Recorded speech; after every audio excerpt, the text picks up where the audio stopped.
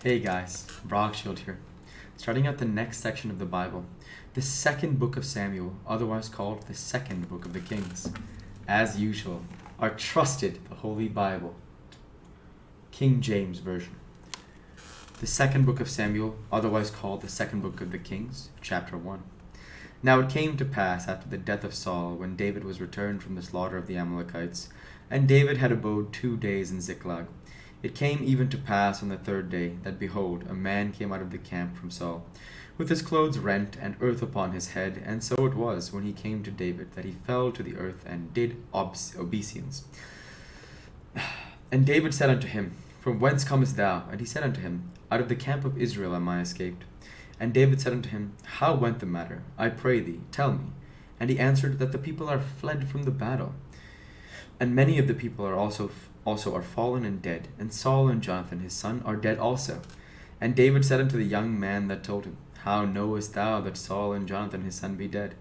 And the young man that told him said, As I happened by chance upon Mount Gilboa, behold, Saul leaned upon his spear, and lo, the chariots and horsemen followed hard after him. And when he looked behind him, he saw me, and called unto me, and I answered, Here am I. And he said unto me, Who art thou? And I answered him, I am an Amalekite. He said unto me again, Stand, I pray thee, upon me, and slay me, for anguish is come upon me, because my life is yet whole in me. So I stood upon him, and slew him, because I was sure that he could not live after that he was fallen. And I took the crown that was upon his head, and the bracelet that was on his arm, and I brought them hither unto my lord. Then David took hold on his clothes, and rent them, and likewise all the men that were with him. And they mourned, and wept, and fasted until even, for Saul and for Jonathan his son, and for the people of the Lord, and for the house of Israel, because they were fallen by the sword. And David said unto the young man that told him, Whence art thou? And he answered, I am the son of a stranger, an Amalekite. And David said unto him, How wast thou not afraid to stretch forth thine hand to destroy the Lord's anointed? And David called one of the young men, and said, Go near and fall upon him. And he smote him that died. And David said unto him, Thy blood be upon thy head, for thy mouth hath testified against thee, saying, I have slain the Lord's anointed. And David lamented with this lamentation over Saul and over Jonathan his son. Also he bade them teach the children of Judah the use of the bow. Behold, it is written in the book of Jasher, The beauty of Israel is slain upon thy high places. How are the mighty fallen? Tell it not in Gath, publish it not in the streets of Askelon, lest the daughters of the Philistines rejoice, lest the daughters of the uncircumcised triumph.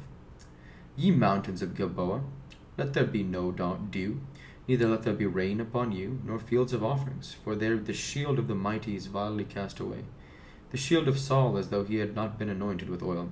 From the blood of the slain, from the fat of the mighty, the bow of Jonathan turned not back, and the sword of Saul returned not empty. Saul and Jonathan were lovely and pleasant in their lives, and in their death they were not divided. They were swifter than eagles, they were stronger than lions. Ye daughters of Israel, weep over Saul, who clothed you in scarlet with other delights, who put on ornaments of gold upon your apparel. How are the mighty fallen in the midst of the battle? O Jonathan, thou wast slain in thine high places. I am distressed for thee. My brother Jonathan, very pleasant hast thou been unto me. Thy love to me was wonderful, passing the love of women. How are the mighty fallen, and the weapons of war perished?